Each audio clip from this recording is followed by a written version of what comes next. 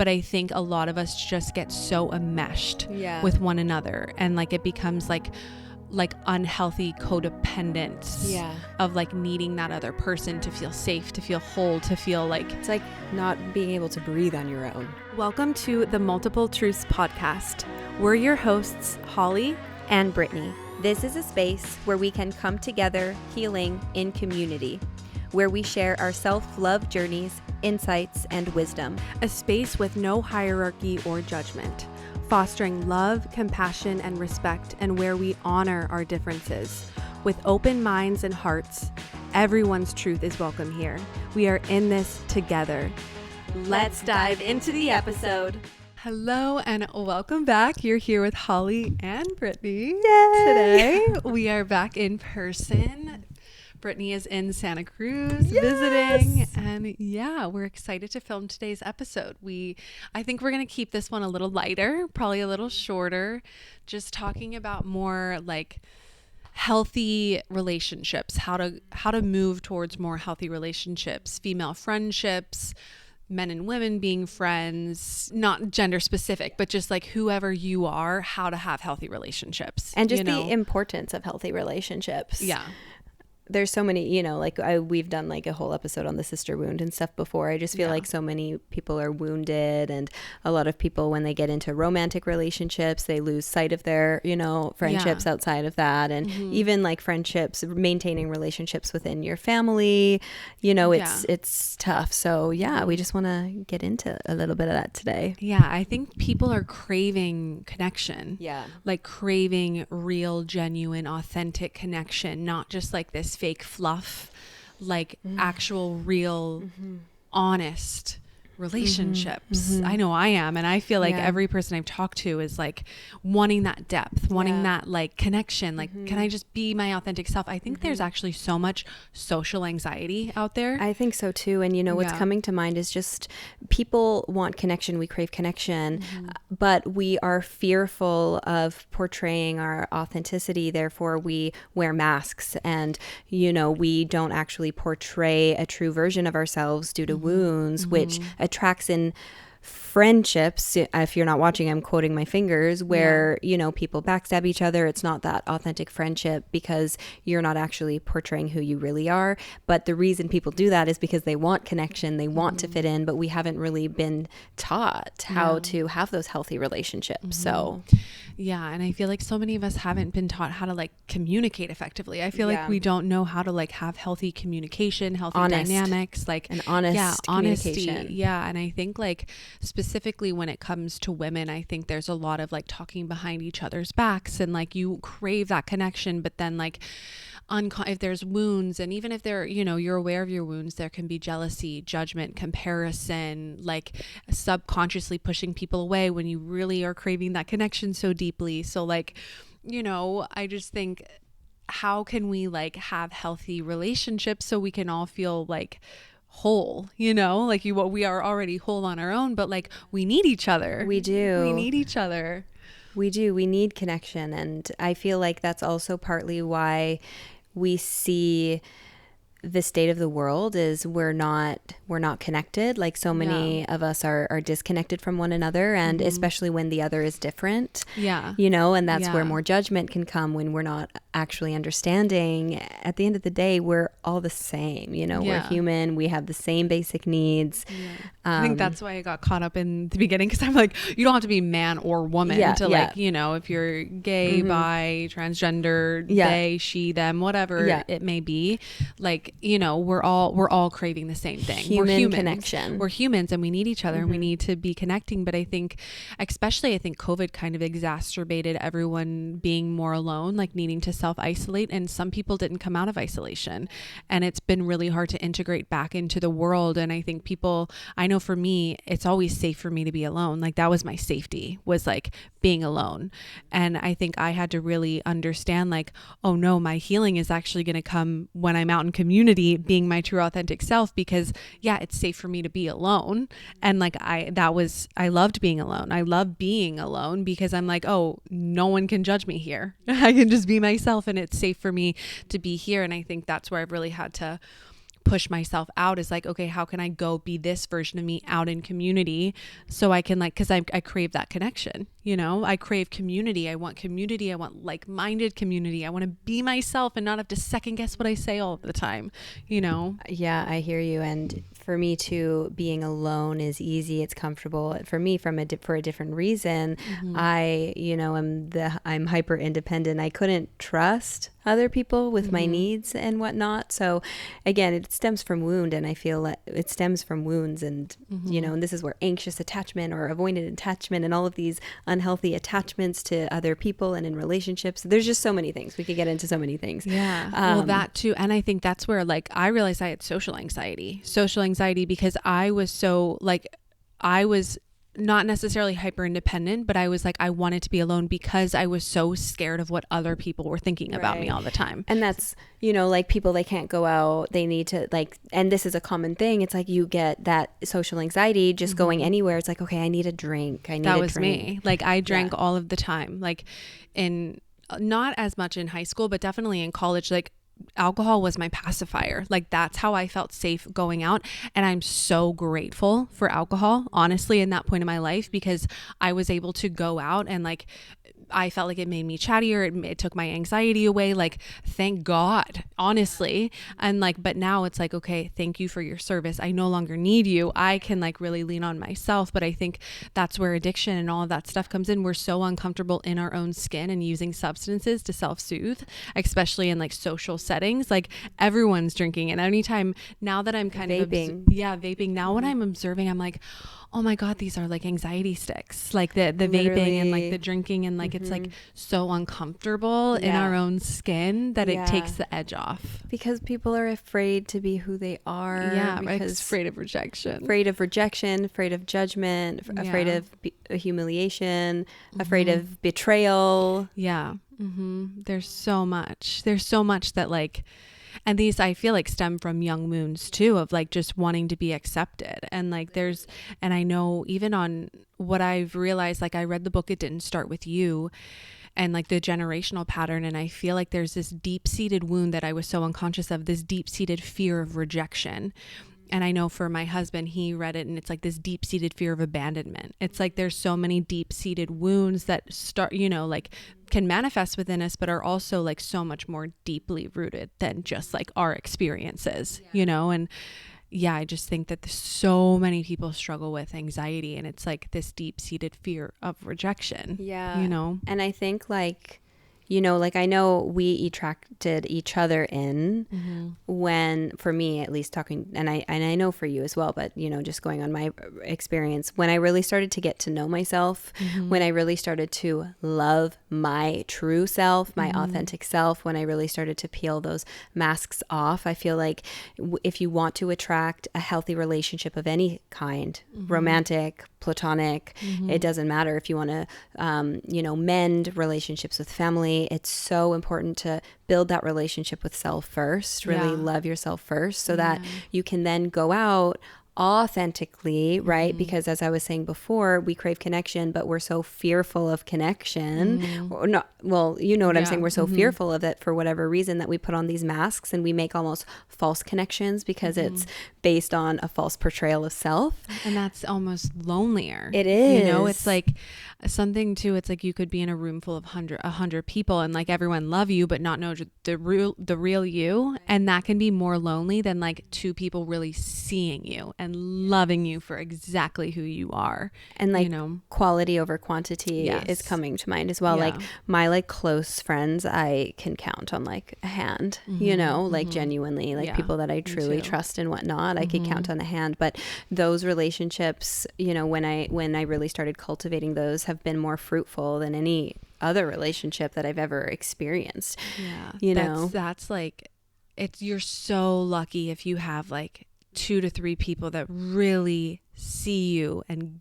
get the real you, because like a lot of people don't have that. And I think that that's realizing like you don't need that many, you know, like obviously we want to have community, you want to go out there and be yourself, but like people that really see you and get you, it's so much more, like you said, fruitful, so much more soul filling than like having dead conversations, just like surface level conversations that go nowhere and are just like passing the time.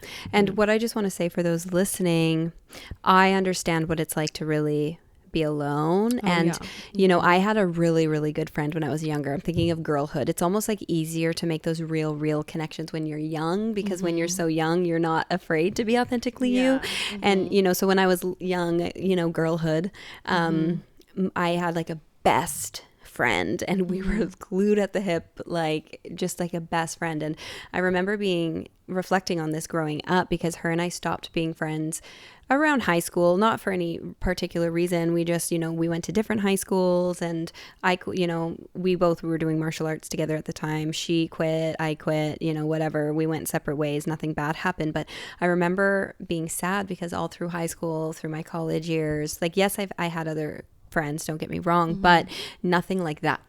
Like that one. And I remember, like, before I met you, a couple years before I met you, I remember just trying to put out into the universe, like, I want to experience like that, something like that again, like a true friendship. And I don't want to say go it alone, because don't get me wrong, like I did have, like, you know, my sister, I had like some other people, but nobody that I felt really saw me fully. Do you know what I'm saying? Until I really started to go within and cultivate that relationship within myself. And then it's crazy how you will attract in your people. But so don't get discouraged. Like if you're alone, know that you will attract in the right relationships. It might take some time. Yeah, I think it comes back to like really learning how to love yourself and create that safety within yourself, so like you can go out and be your true authentic self. Because I think so many of us are so scared to do that. And I know, for me, I was able to finally like go out and like be myself when I created that safety of like, oh my God, like you're beautiful. Just go out and be you and talk about what you want to talk about. But it came from learning how to love myself, learning how to love yourself, to be able to go out and be that true version of you, and not needing to compare yourself or pit yourself against other people, but actually just be there. And like the other people that are also on that journey will see your light and be attracted to that light. And then it'll be like, oh my gosh, we are speaking the same language. This is amazing, because we're speaking the same language, because we're speaking our authentic language. The language of the soul. Yeah. So we're going to hear each other on a different level. And I think like something too is, like you, like I had my best friend in grade school too, Annie. We're still friends. I love you. And I think it's so important to know that you can still have those same friends, but also attract in other friends, because we are human. We're supposed to change. We're supposed to grow, especially as we age, like become more independent, more mature, more authentic to who you are. And I think it's so important to know, like, you can shift friend groups and attract more different people in, but that doesn't take away from the other friendships. They may just be different, you know?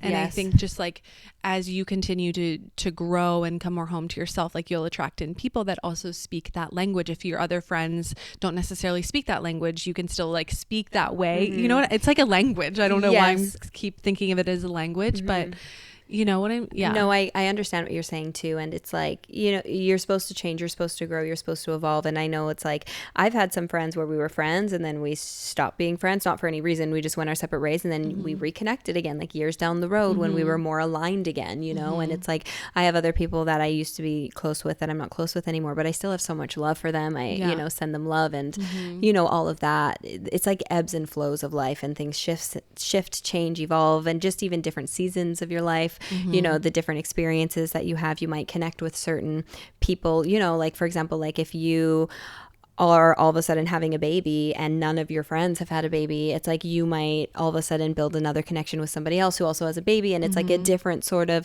bond that maybe you can't connect with in the same way with somebody else. It doesn't mean you're not friends with those other people anymore. It's just like different relationships have like different gifts within each one, you know, which is why it's so important too. Something that I wanted to talk about is, I know this is a common theme for a lot of people. It's like when they get in relationships, it's like all of a sudden, it's, I don't know, like they stop not stop being friends, but it's almost like isolating themselves. And I know a lot of people do this where it's like they pull away from their friendships and they only like focus on that one relationship. And I'm generalizing here, but I know it's a common theme. There's just so many things that we can get into. Yeah. I think before we dive into relationships, like specific relationships, I want to talk about like, real quick, if you are feeling lonely and wanting to attract in more friendships, like something that you can do that I feel like if you struggle with social anxiety, like I did, and I still do, you know, I still like whenever I'm going out to social settings, I feel that like younger part of me getting anxious, and I just like do some deep belly breathing and I'm like, baby girl, I got you. We know how to talk to people. We are safe. You just get to be yourself.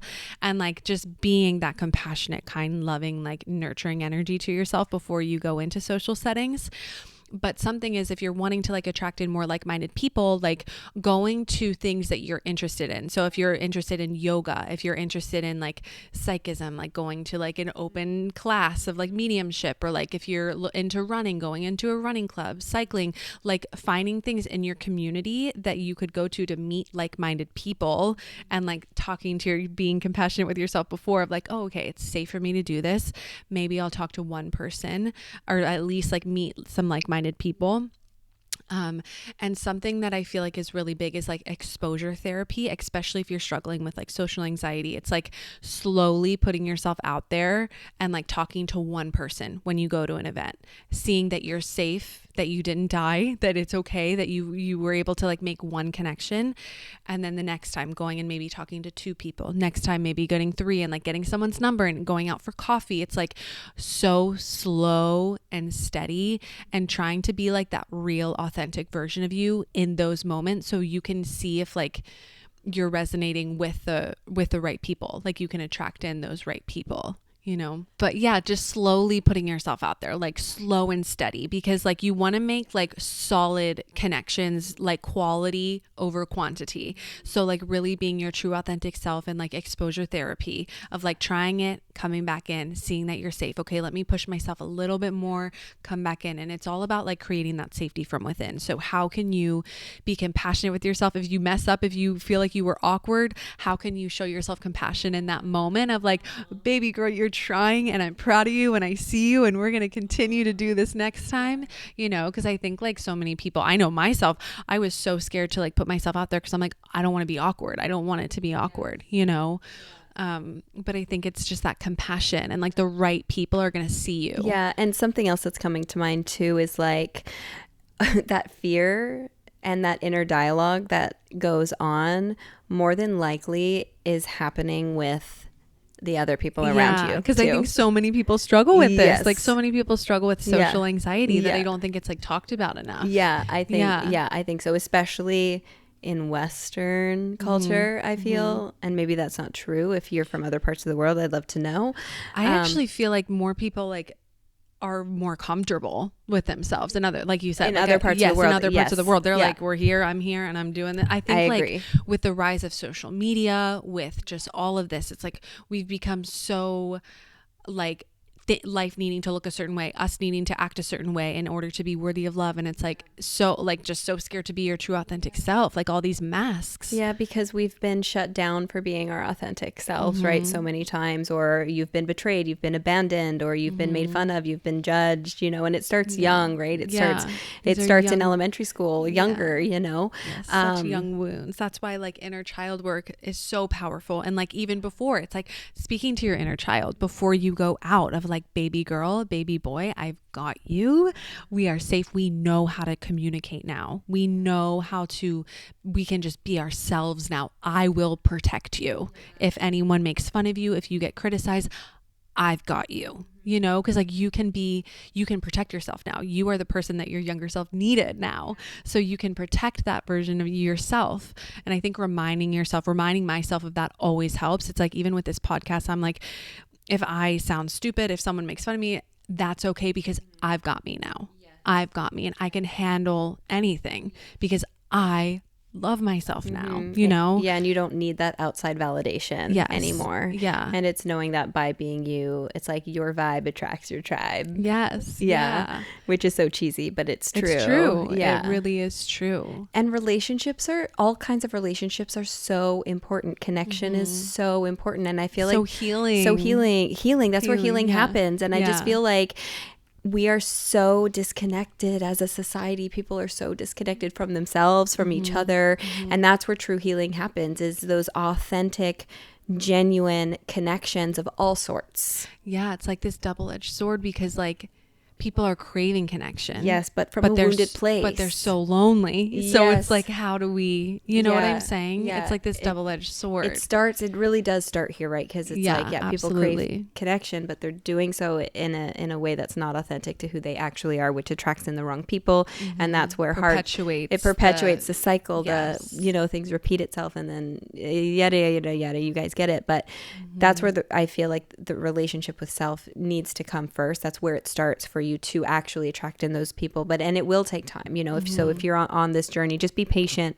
You will attract in the right people, and trust that it will be worth the wait too. I'm going to be completely transparent with you guys. Like, I'm super grateful, like Holly and I feel like I'm really starting to attract those people. And when it comes to relationships and love, like I haven't attracted that in yet. And I'm like, it's like so frustrating, because I'm like craving that connection. I really am. But I also have this internal knowing that when it does come in, it's going to be real.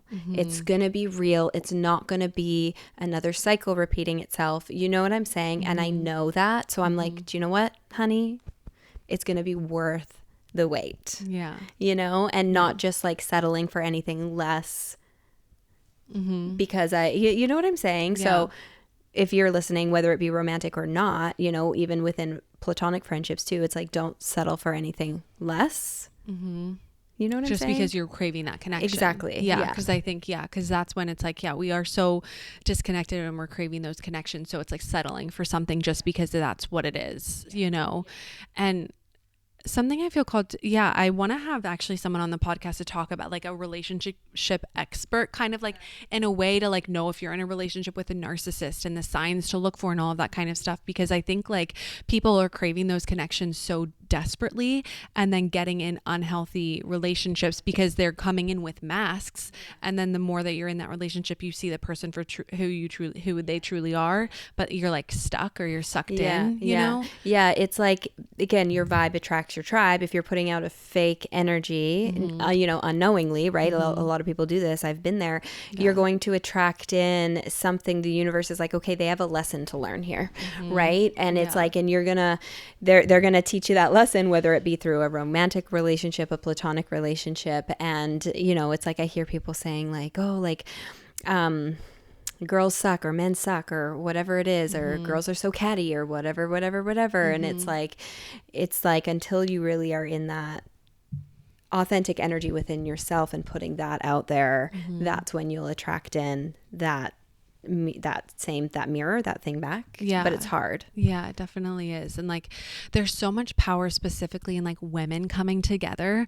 Like I feel like really needing women to come together, like in their power, all of us in our power, and just like spreading our light and being our authentic selves and seeing one another and celebrating one another and coming together and like lifting each other up. Yes. Yeah. We've talked about this in an episode before, so we won't like dive into it too much, but like the sister wound, like I feel like so deep. It's so deep, and women are pitted against each other. There's so much jealousy, competition, talking behind each other's backs, it's shitty. Women, they say there's a stereotype like women are so catty, and it's shitty, but there's truth to it, Yeah, and even like, I don't know if any of you guys watch White Lotus, but that's a really like popular show on HBO. Eric and I are watching it right now, and because the new season just came out. And the women that are being depicted, they're on vacation, and there's a group of 3 women that are going on this vacation together. And you see in different scenes, it's like 2 of the women off talking badly about the one that's not there.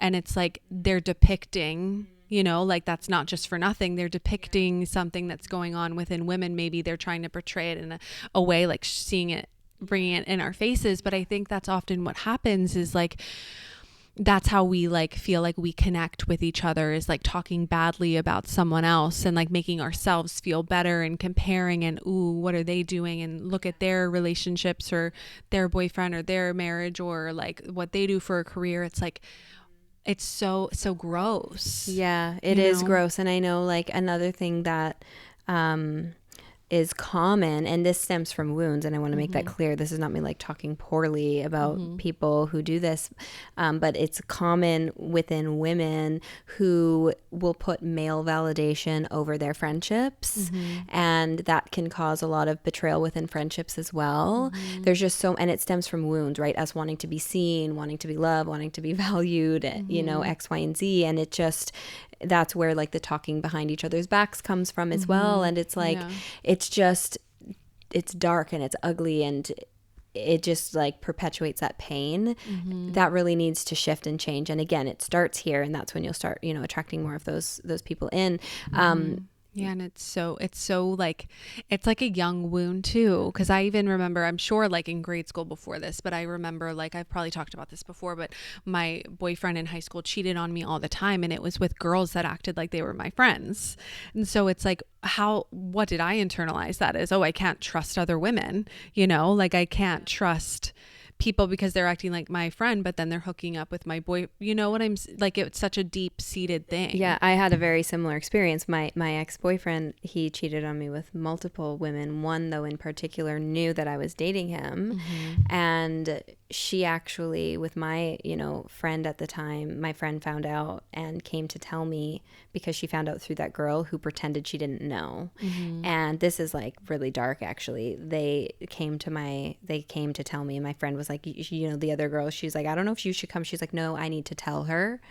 And my friend said that like when she told me, my friend saw her like smiling, like grinning, like she was getting joy out of like my pain, which is awful. And I know that she's like deeply, deeply wounded, but it's like, it's really terrible. And then it causes, like you said, it's like, can you trust other women? Can you? And there's just so much wounds we're there. So young too. Literally. It's like we're high school. We're like, I was in college, teenagers. but yeah. It's just like those examples and that pain, like that time and time again, just being hurt by, you know, women, men, and like just being hurt by others. Yeah, and we're afraid to be like genuinely honest with each other because we're afraid of abandonment or rejection, and that's where resentment builds as well. Yeah, I feel like resentment is when you don't speak your needs. Like resentment really comes in when you like, you get resentful when you're not being honest and not speaking what you need and being truthful. Yeah. And I think that's something that I'm really challenging myself with,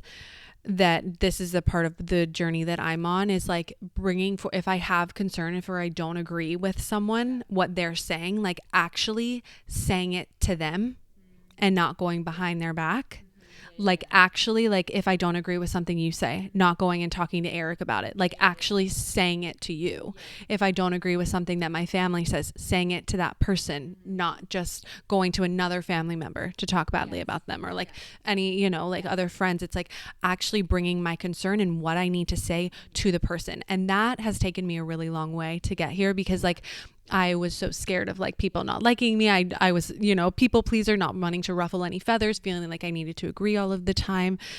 But like, no, it's safe for me to like actually speak and like disagree or bring my concerns forward or whatever it may be. And like with love, not disrespectfully. Like that's me learning how to communicate too. If I have something that's going on with Eric, like bringing it forward, my husband, like bringing forward it to him, and not letting resentment build and giving him the silent treatment, like actually being able to verbalize and talk through what is coming up, and like having healthy communication. Yes. You know, I feel like anything, like if you need to, like if you're going to talk about someone behind their back, whatever you're saying needs to be said to that person as well. Like you shouldn't say anything behind someone's back that you haven't already addressed. And if you're talking about someone behind their back, it should, it's like, I'm trying to figure out how to articulate this, not in a way that's like, like putting the other person down. Like, cause I understand like needing to like talk through things. With other people. Like that's a need, but it's like, communicate your needs with the direct source openly, honestly, which is really hard, and it really is uncomfortable. It's super uncomfortable. But that's how, like, if you will never ruin a authentic connection by being honest, ever.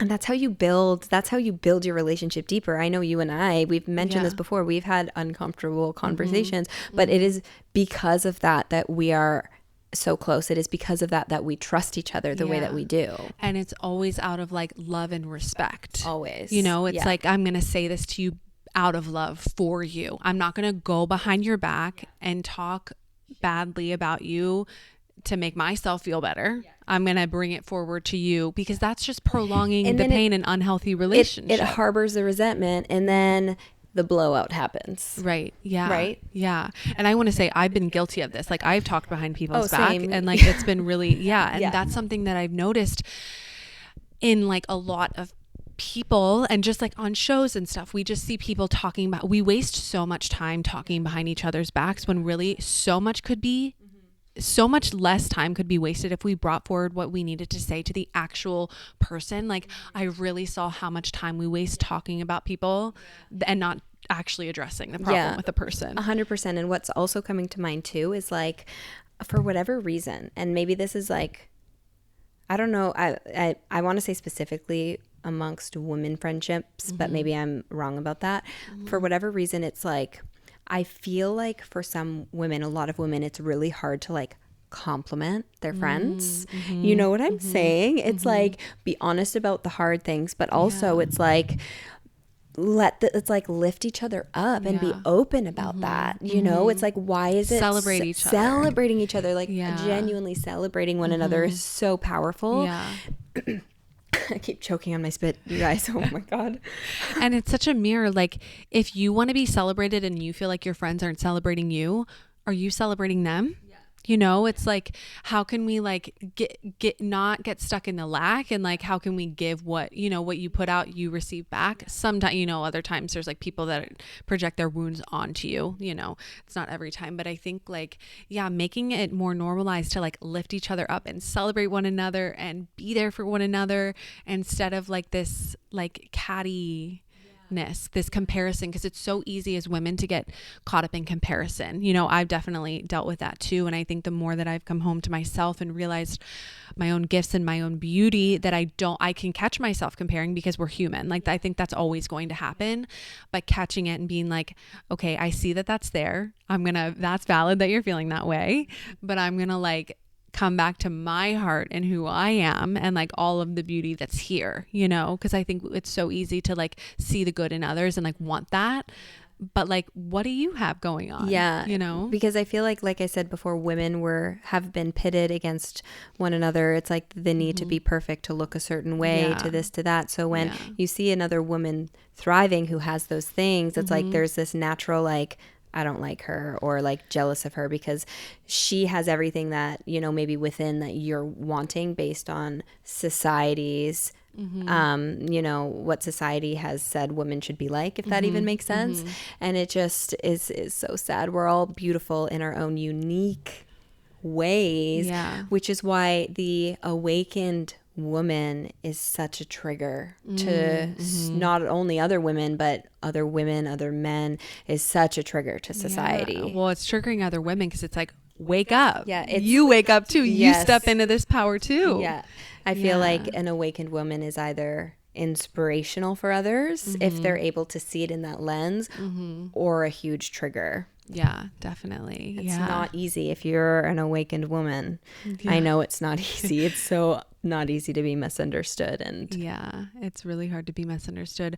And something too, it's like when I see a woman doing well, I'm like, hell yes. Like, yes. Like, even like, I don't know why we talked about this in the last episode, like Jane Fonda, she's a woman in her power. Alicia Keys in her power. Like Alex Cooper in her power. Alex Earl, this other girl. I'm like, yes, girls. Like, yes, we're doing it. You know, like, how can we like lift like women up? Because like women have been suppressed for years. Like, Like, how can we how can we not pit each other against each other, all come together in our unity and like see each other's beauty and fucking rise together? Like, you know how magnetic and powerful that would be? Yes. Oh my God. I have full body chills. Yeah. I'm terrible at like knowing celebrities' names and stuff. I know maybe one or two. Well, even like they don't even need to be celebrities. Like, but whoever, you know. But yeah, but I agree with everything you're saying. It's like when you see that, it's like cheering them on. And if you're in vicinity with the person, let them know.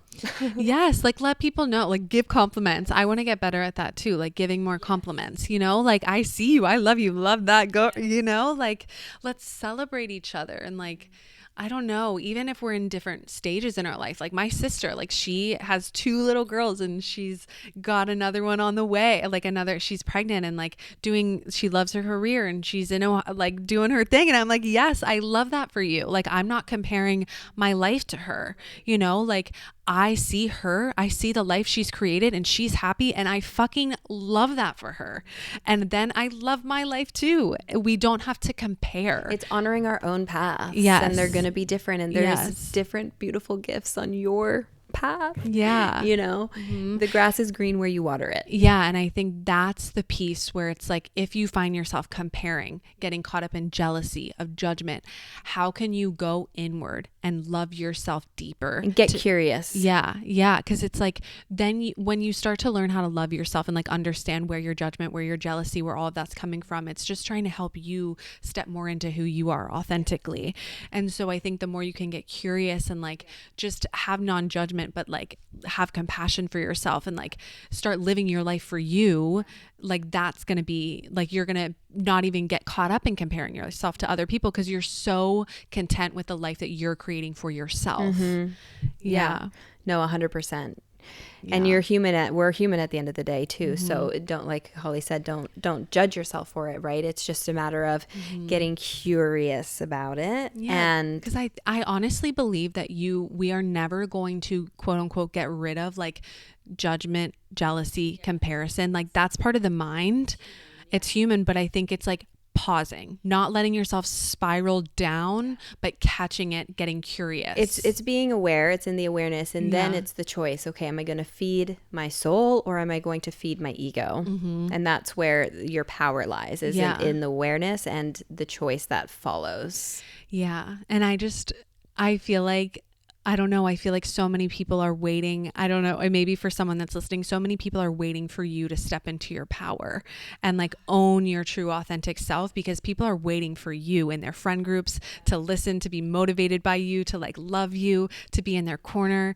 Like people are waiting for you to step up into your authenticity. You know, it's like, I feel like it's because of the ripple, right? And it's like once you step into your authenticity, you're giving somebody else permission, the courage to help them step into their authenticity, which then will ripple to somebody else, to somebody else, to somebody else. Yeah. And it's like, how can we rewrite this story specifically for women coming together for the next generations to come, like to like lift one another up, and like girls be friends with girls and like lift each other up and not compare and not get angry with fight one another, and like actually have healthy dynamics within like female friendships and male friendships and, you know, all of it. But like specifically, I just feel called like female friendships, like really healthy connection within that. Cause I just feel like there's a lot of like backstabbing and negativity and talking badly behind backs, and it's just like, that's not healthy. No, it's so toxic. And again, it just stems from the sister wound. It stems from the sister wound, that's so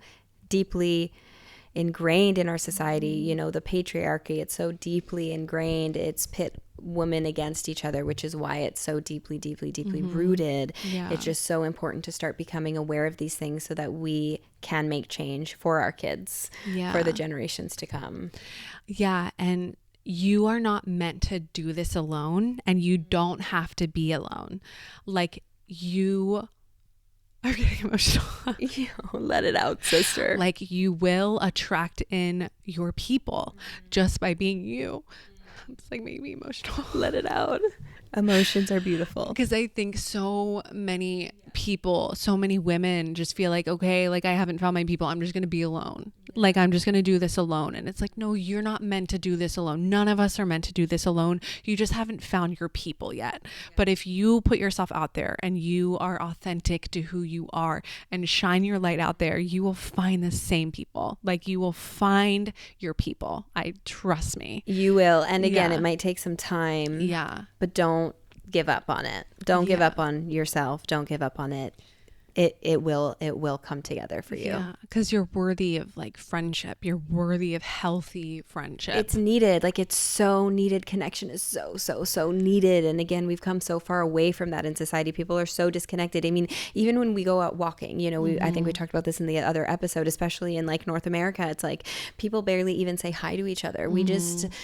humans need connection. We're not meant to be alone. Yeah. And like if you are out walking, like make a concerted effort to like look at someone and smile and like say, hi, how are you? You know, just like we need more light out there. We need more just like connection. And like we've talked about in other episodes too, like majority of my healing has come from community, being in community, being witnessed in my pain and sharing vulnerably and being people holding the container for me and showing me love and seeing me. Like that's where majority of the healing happens, is in community with one another. Yeah. Yeah, it's just so important. We do really need one another. And I think like we've got to start like having those healthy communication, because I just don't think a lot of us were taught how to communicate in a healthy way. And I think a lot of us, if you're listening to this, we're on that path of rewriting the story, learning how to communicate, knowing that it is safe for us to have needs. It is safe for us to have wants and desires. It is safe for us to be authentic to who we are, to take up space, to use your voice, and just like build those healthy connections and learn how to have that so you can provide that for the next people to come. Yeah. And your needs are important. Your needs are important. Like I know for me, that's the wound for me. I won't get into the details, but I, struggled with hyper independence. I still do. That came through on my journey. I did a journey recently with ayahuasca, and, just with wounds from childhood, I didn't feel that my needs were important because I felt like there was no room for my needs growing up. 4 siblings. I was the oldest. I became the third parent. Basically, like there was no room for my needs. My parents did the best they could with the tools they had, but my needs were shoved aside because my younger siblings were more important, because they were younger. Their needs were more important. I was always taking care of them. So I became hyper independent, and I just didn't feel like my needs were important. Your needs are important. Yeah. I think that's a lot of people too. Like I think a lot of people are older siblings or have to take on that like mother role at a very young age. Yeah. So I think a lot of people will resonate with that too. Yeah. Like it's safe for you to have needs and to get your needs met and to vocalize your needs and not be afraid to do that, because they matter, and it's healing. Every time you speak your needs, every time you effectively communicate what you truly mean, you're healing and you're strengthening your voice, you're strengthening your truth, you're strengthening that connection back to yourself, and you're healing a younger aspect of you every time you do that, letting them know that they're safe to do that and to honor their needs. Yeah, it's so much a piece of the healing. Yeah, just all types of relationships, regardless of how you identify. Just going back to what we were saying before, like even if you are, in a romantic relationship, don't let your other relationships go, because they're so important as well. Yeah. And we could dive into that too now, like tying into like relationships if you're in one. 'Cause I think, I'm married, and I feel like my friendships outside of my husband are so incredibly fulfilling and like needed, because you can't expect everything from one person. Like I cannot expect Eric to meet every single need of mine, you know, like he's my best friend and I love him, but I also need that spiritual connection. Like when I like am talking all this woo woo spiritual stuff, I voice note Brittany, you know, or like my mom or one of my other friends or something. It's like Eric can fulfill a lot for me, but I also need that connection from my female friends. Like I need that. And I have a male friends too. And I get that from them too. And it's like, I think it's important to know that you can have male friends as well. There needs to be like boundaries, and it needs to be very good at communicating effectively. One of my best guy friends is gay, and like we have a very beautiful relationship. One of them is not gay, and we also have a very beautiful relationship, but boundaries have had to be set, and like we have very good communication, and Eric is friends with him too, so it's like very honored. And I think that like the connections outside of your relationship are so necessary, because like you can get so tunnel vision and put all of your eggs in one basket. If you lose that person, and what are you left with? You lose. It's like, that's why people feel like they lose everything when relationships end sometimes, because I know like I've done this before where, you know, I've been in a relationship and there's a sense of like, not that like I blocked out my friends or anything like that, but like I made my relationship the center of my world. Mm-hmm. Your relationship is a planet in your universe. Mm-hmm. It's not your entire universe. So that if you lose like an aspect of your life like that, you haven't lost your whole life. You know what I'm saying? Yeah. Because I feel like a lot of people, that happens to a lot of people. Well, especially when you're young. Yeah. I think it's like, because I remember doing that when I was young. Yeah. Were you young when you did that? Yeah. Yeah. Like I'm trying, like I always had like my outside, like I always had my outside friends. Mm-hmm. I never really like blocked it out, but like I've made my, you know, for me, what I did is I sacrificed like what I wanted to do and stuff like that. Like I still had my outside friends, but it was, I was scared of abandonment. I have such a deep abandonment wound, and you know, always needing to be obedient. So it's like I was afraid of that abandonment. So I would does that make sense? Yeah. It's like they were the center, whatever they wanted, not what I truly wanted for myself. Yeah, absolutely. Yeah. Looking to connect with like-minded community on your journey of self-growth, self-love, and spiritual discovery? Join the Beehive, a supportive community hosted by Holly and I, designed to help you on your personal transformation and healing journey, and to help you tap into your innate wisdom with live monthly Q&A sessions, exclusive content, and a like-minded community.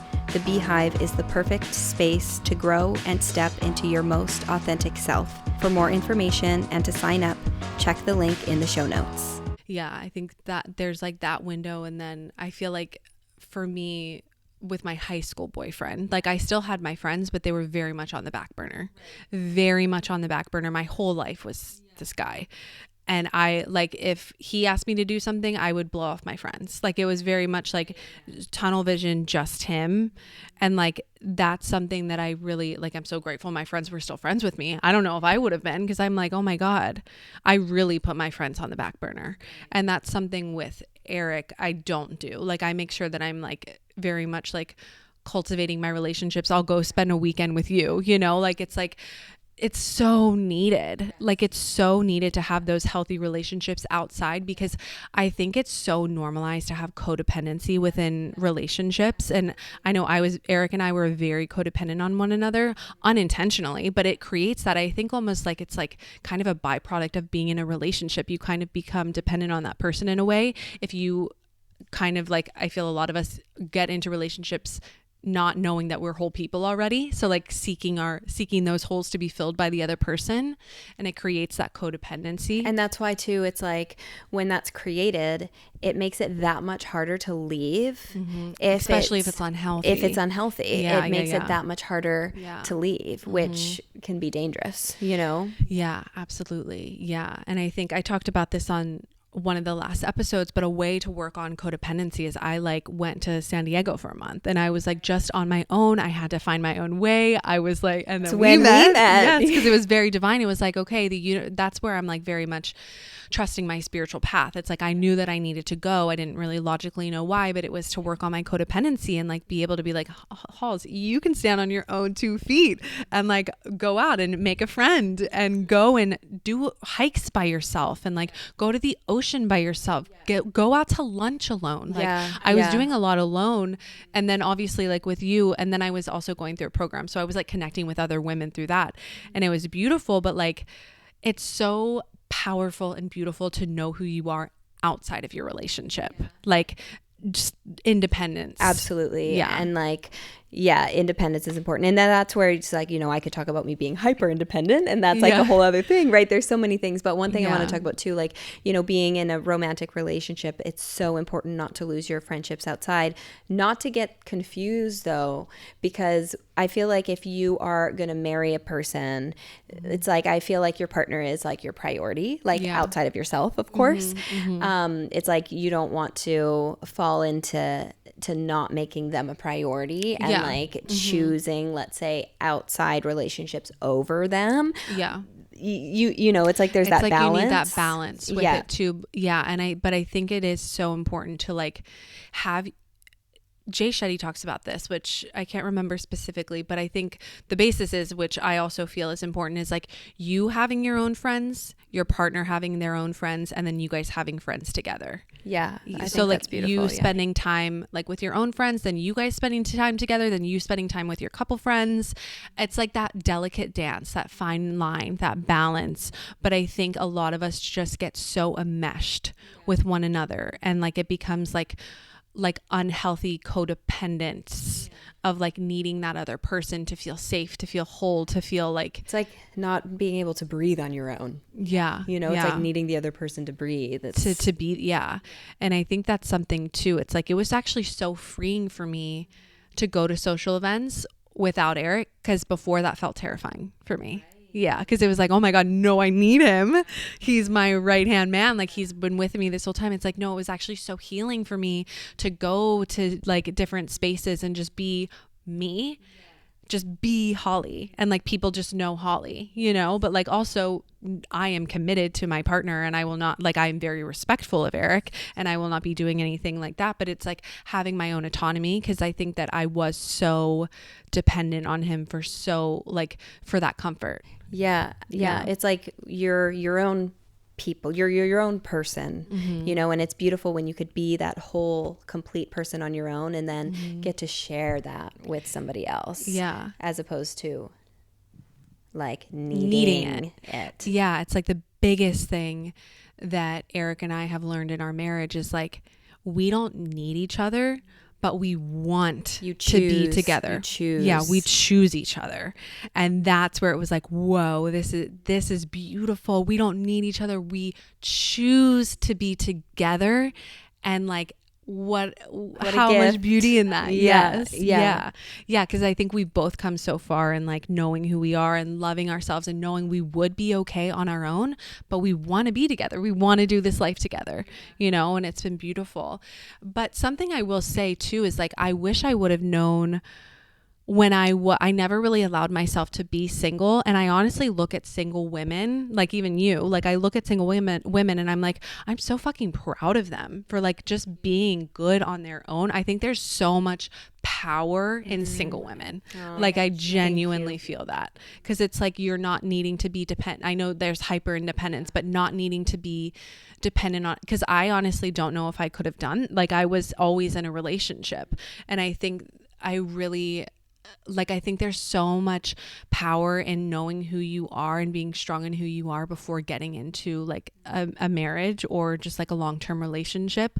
There's so much power in that. So like if you are single, like there is power in that, you know? No, thank you. You know, thank you for saying that. And it's tough because being single, like I've been technically single for 3 years now, which is like interesting. With that said, like I've had, you know, relations, but like nothing committed. Right. I've been like on my own. Like I remember one person that I was talking to lived a plane ride away. So it's not like I was spending a lot of time on my own.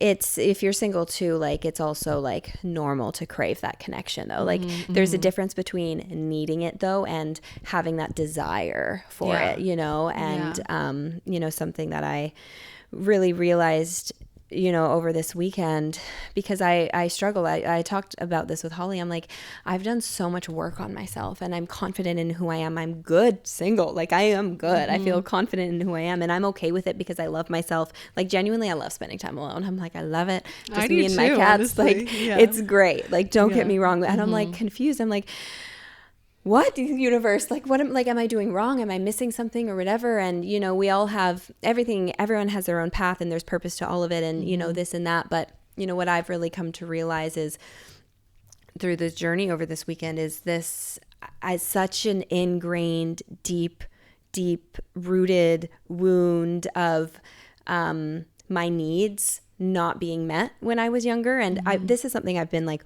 working on for a while. Like I'm aware of my hyper independence, and I have been for a while, and I've been working on it. But this past weekend just made it even more clear to me how deeply rooted it is. And it's like, I feel like, because of that, it's like I needed to go it alone. Even though I was surrounded by family as a child, I took care of myself. So energetically, I feel like I've been almost like, not allowing it in out of like, does that even make sense? Unable to receive love because it wasn't, because it was not, it didn't feel safe. It wasn't safe to, or it's like my needs weren't met. I was the only one that could meet my needs. So like somebody coming in at a subconscious level is so terrifying, because in the past my needs weren't met. I was the only one able to meet my own needs. So like unable to actually like receive it on a subconscious level, like being able to receive love from someone else.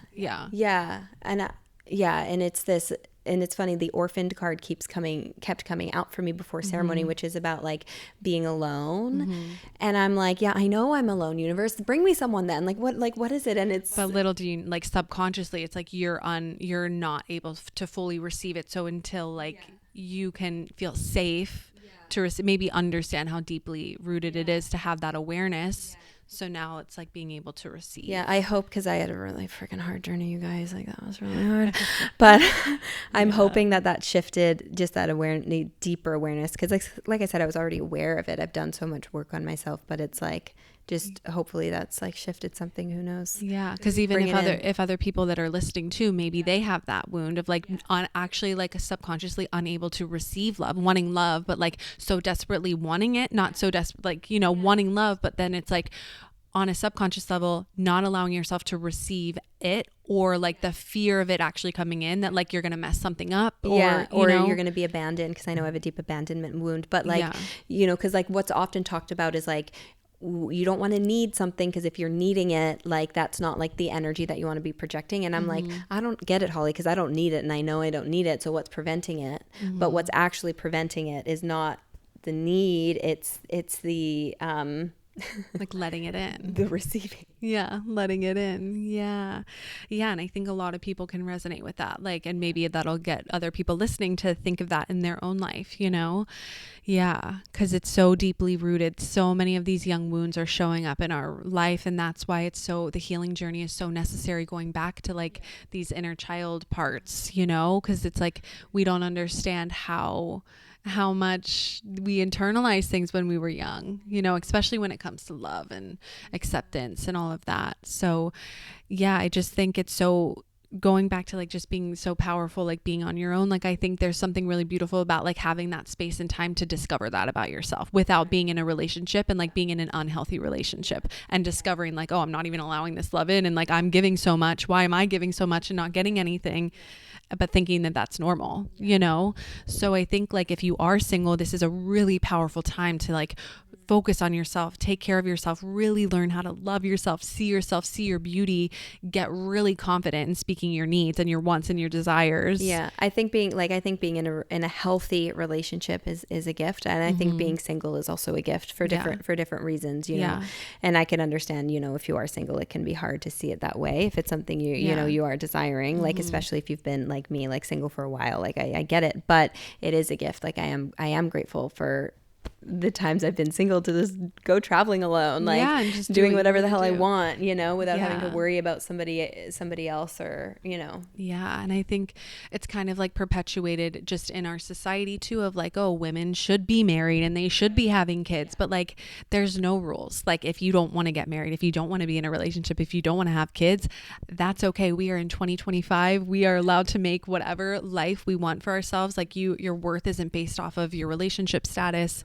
whatever it may be. It's like, if you're happy being single, like, hell yeah. Yeah. Do what you want to do. I think there's so much power in just being confident in who you are and not settling for anything less than you deserve. Yeah, exactly. And trusting that like what's meant for you will arrive in the perfect timing, even if it's making you be patient. The universe is making me being patient when it comes to romantic love, and I'm fucking over it. But it will never pass you by. But it either. won't pass me by. Like, it will come when the time is right, when it's healthy in all aspects. And I know that it's like I'm not doing anything wrong, because it's easy. It can be really easy to be like, what's wrong with me? Yeah.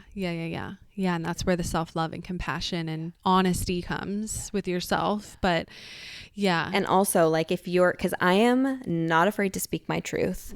I like to call myself an awakened woman. Like, I am awakening. Awakening is a forever journey. I have a lot to learn, but it's hard to be with somebody like me. I'm not about to settle for anything less, because if you're with me, a requirement is that you are doing the work and you are on the path of becoming a better man, because and you know what I'm saying? It's so that's like not accepting anything less than you deserve. We're interrupting this episode to share something close to our hearts, our virtual healing circles. We have been loving them so much and meeting so many of you incredible people through them. Brittany and I are passionate about bringing people together to support one another and heal in community. We felt alone on our paths for so long, and coming together in community has been instrumental to our growth, and we've both seen the importance in it. We aren't meant to do this alone. In unity and vulnerability, we find strength, courage, and support each other on our paths back to ourselves. Our monthly virtual seminars blend discussions, workshops, and practices to nurture your mind, body, and spirit. Whether seeking guidance, healing, or a listening ear, our gatherings offer a safe, inclusive space for people to connect, heal, and grow. Join us on this journey of healing in community. Together we can heal, grow, and thrive.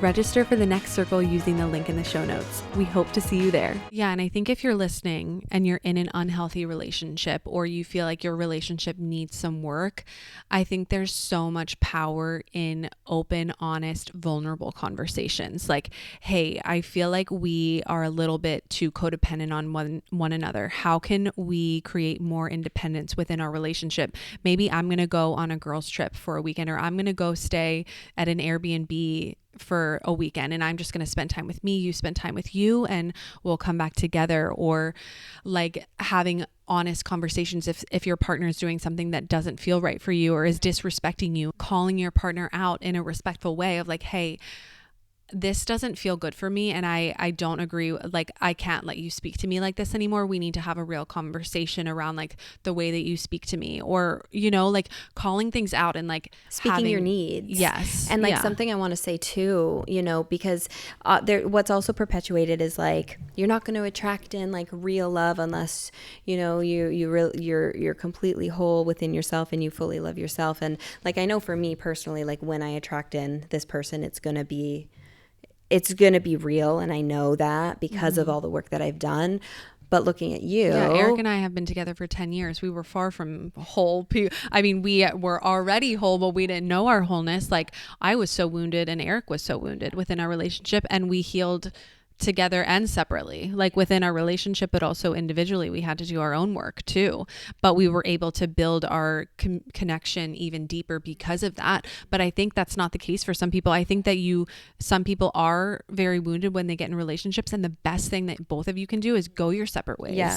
And that's what I was going to say, is like knowing that, yes, for some people healing is best single, but for other people, you absolutely can heal within relationships as well. Yeah. And I know for me, like I've done a lot of healing single, but I know there's healing that I can't do single. It only can be within a relationship. So don't compare yourself to anybody else. And I know it can be hard, especially because I've had this conversation with Holly. I'm like, Holly, I know I deserve love now. It's like I look at other people who have attracted it in, who haven't done nearly as much work that I have done. So it's easy to get into that. And I get it. I've been there. But it's like really just knowing that the universe is going to do what's best for you, whatever that might look like, trusting in that. And you can grow within a relationship, and that's what's needed for some people, and for other people what's best is being on your own for some time before that relationship coming in. So just trust that you're exactly where you need to be, and that everything what's meant for you won't pass you by. Yeah. And like, it's okay for you to outgrow your relationship too, and not stay in something unhealthy just because it's like what you know. Yeah. If you are on this journey of healing and coming more home to yourself, and like your partner's not there, that's okay, because they also probably you became a different version than the person that they were with when you first got together. So it's like, if what is best for both of you is to go your separate ways, like that is what is going to be healthy for that relationship too. I think we can get so comfortable and like feel like we need to stay in these relationships, but like if your partner is not willing to meet you, that's okay, but you cannot stay. Like, you've got to go, because that's only going to keep you down. Your self-respect has to be stronger than your feelings. Yeah. And it's also valid, something Eric and I have talked about, because like I'm like, if he wouldn't have done the work on himself, like came up, like I was really healing, and I said, I need you to continue working on yourself, because like we got to be on the same level. And I can understand though, and we've had this conversation of people that do need to walk away, because like some men or some women, whoever it may be, like they didn't sign up for that. Like a lot of people didn't sign up for that. Like, no, I thought we would just be like this and like go on our daily lives. I didn't sign up to like do all this inner work. Like I don't want to. And like, that's okay. If someone is not there, you cannot force someone to do it, but you have to have, like self-respect for you to be like, okay, I see that, but I also see me, and I got to do what's best for me. And I love you so much. And it's hard, but there are lessons in that. And maybe that's what you need to do. I just feel like there's like a gap. There's like such a spectrum. Yeah, I agree. And that's why I say, like, I know that like being with someone like you is not easy. It's rewarding. Yeah. It's rewarding.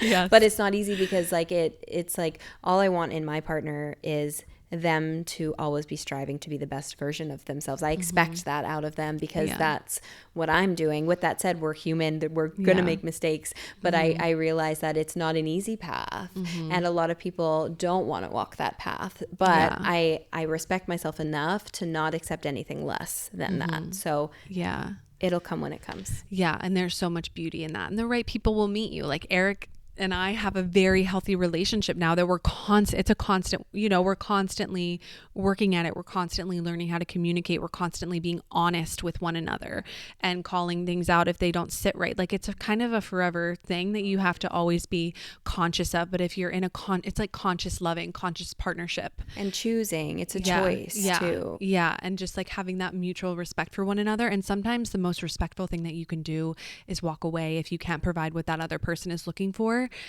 And that's healthy. So I just feel like there's such a, what's best for you. So trust yourself and know whatever it is, you're going to be okay, because you've got you.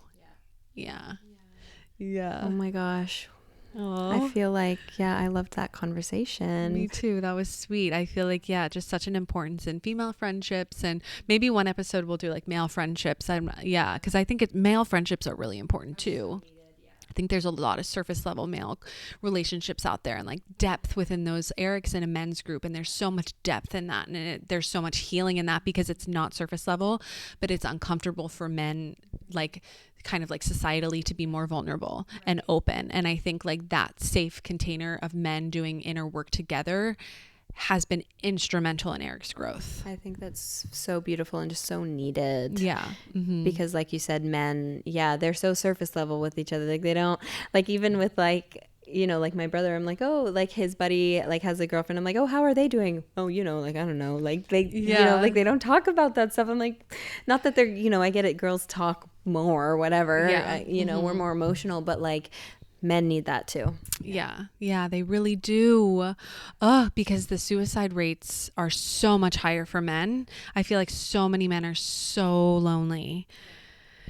Yeah. Suffering in silence. Yeah. And like masks and not willing to admit that they need support and that they're struggling. And there's so much power in men admitting that they're struggling and getting the support that they need and being vulnerable and connecting with one another. Oh my gosh, we are just like so much more alike than we are different. And when we really open up, we can see, holy shit, they're experiencing something so similar to me. I thought I was so alone in this.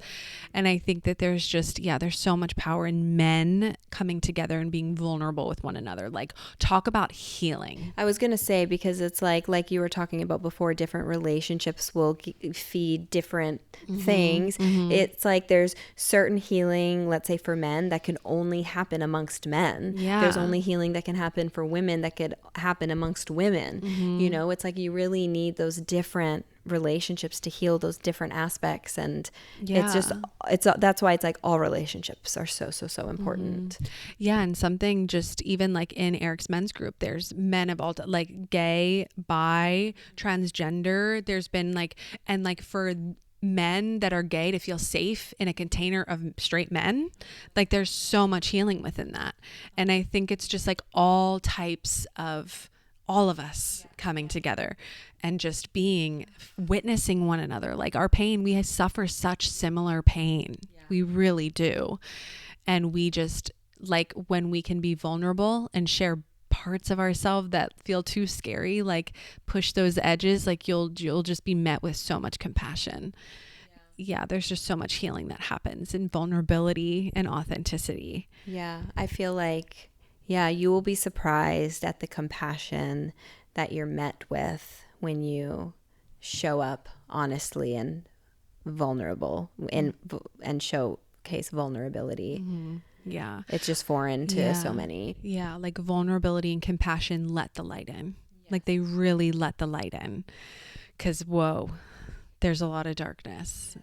And it's just from wounds. So like the more we can connect, we're just all of us are craving that connection. So just wanted to like open the door on that conversation around connection, because it's so beautiful. Human connection is so powerful. It's so healing. We need each other. We really need it. We need to come back together as communities. And care about one another again. Like treat neighbors like neighbors. I was literally just going to say, like, when do we like knock on the neighbor's door anymore? Oh, can I have an egg? You know, I'm short an egg for my cookies. Yes. Oh my gosh. And even like something like even like children being raised, like they used to do that in community, like literally everyone in that neighborhood, everyone in that community caring for all of the children. Now it's like moms are so isolated taking care of their kids. Like, I mean, you know, some people find their community, but I think that's a big thing of like moms being isolated. And it's like takes a village to raise kids, and we all need to like start caring for one another again and getting out there and smiling and connecting.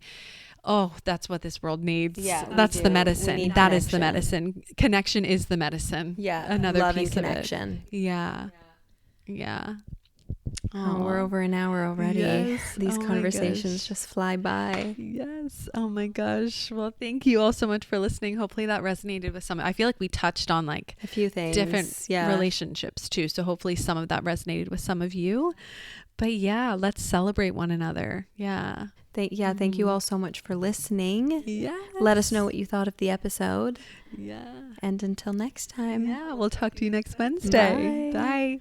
As we wrap up today's episode, we want to extend our deepest gratitude for joining us on this journey. Your support does not go unnoticed.